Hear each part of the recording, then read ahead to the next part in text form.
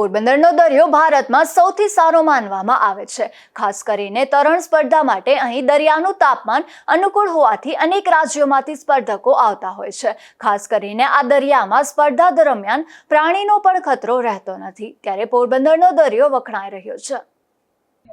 मैं mother Rai, proud father of Jiya Rai. आज हम पोरबंदर के चौपाटी बीच पे खड़े हैं और मैं आपको इस पोरबंदर की कुछ खासियत बताना चाहता हूँ। अगर आप चैनल स्विमर हैं या आपके ड्रीम है चैनल स्विमर बनना और आपको तैयारी कर रहे हैं, तो Porbandar is the one of the best destination. Why?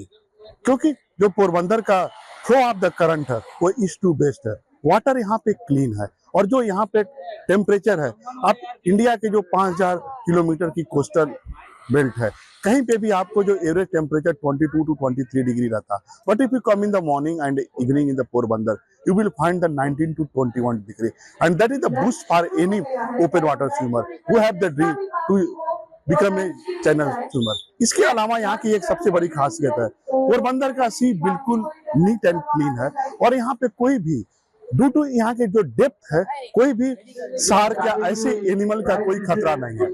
तो अगर मैं एक लाइन में खत्म करूं तो Porbandar is the one of the best destination in India for open water swimmer.